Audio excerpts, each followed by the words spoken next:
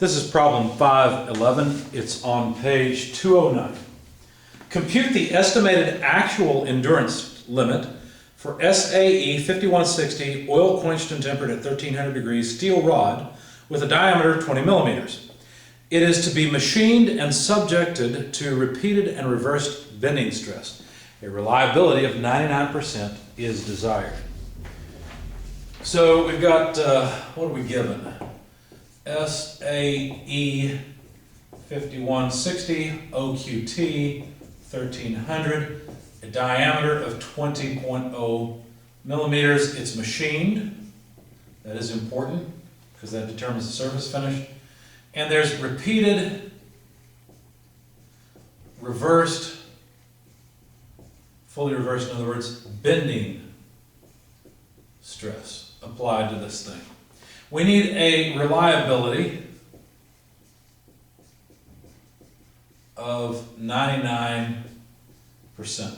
And we're supposed to find the actual endurance strength estimate. The solution is fairly straightforward. We have to look up this material. When you do, you can find that the ultimate strength of that material is about, well, not about, they listed in the book as 793 megapascals. Now, to get the endurance strength without modification, you have to actually go to the figures, and I don't have them in front of me or a way to show it, but look in the chapter that I posted for you. And there's a figure that I've mentioned in the lectures that allows you to take the ultimate strength on the x-axis, choose the appropriate curve, in our case the as machined curve, and read off from that the endurance strength, the unmodified endurance strength. So you should go to that table now, or that figure now, and make sure you can see how to get this. I found SN, and I'm sorry my U's and N's look a lot alike. This is SU, the ultimate strength. This is SN, the endurance strength. I got about 280 megapascals. So go to that figure and make sure you're capable of getting that same number. Now, CM, that's the, CM is the material factor. Since we're not dealing with cast iron, this is a steel, then this is 1.0. Again, I'm following the procedure for coming up with the actual endurance strength estimate. Okay, so make sure you know where that procedure is. It's close to that figure I pointed out a minute ago. The type of stress factor, ST, CST, is equal to 1.0 also because we use a type of stress factor of 1 when the material is being bent, when it has bending stress. But when it has just axial stress, we use 0.8 for the type of stress factor. We need a reliability factor, and there's a little table, I think it's on the facing page from the figure where you get the normal or the endurance strength from. But it has several different reliabilities listed, and the 99% reliability says you need a reliability factor of 0.81. Okay? And then finally, we need the size factor. Now there's a figure where you can go and try to read it off. There's also equations. I thought I would show you the equations. We're in metric units, so we'll take the diameter divided by 7.62 to the power of negative 0.11. Now you might look at this and say, wait a second. Where on earth did that 7.62 come from? Well, that's in millimeters. You may want to make a note of that. 7.62 is in millimeters, and if you convert it to inches, it comes out to 0.3 inches. Why?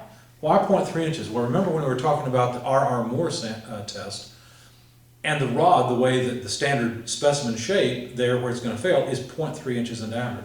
That's why this is 7.62 millimeters, because even in metric, the standard shape is, the standard sample is a 7.62 millimeter in that section.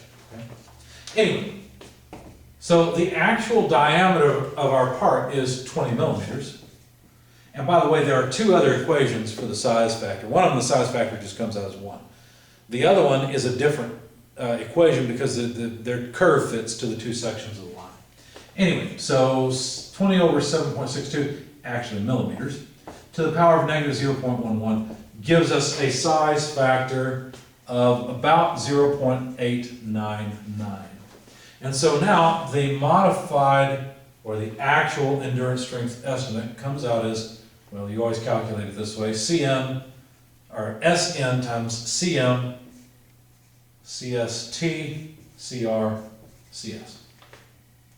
What are these things? Well, this is the unmodified endurance strength. CM is the material factor. We've got steel.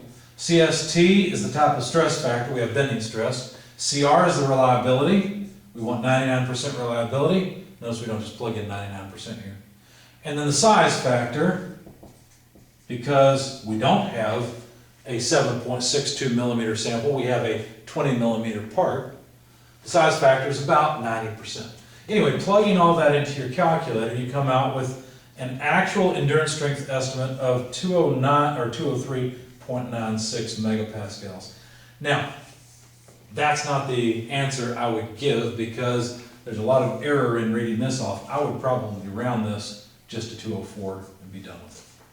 And call that the actual endurance strength estimate.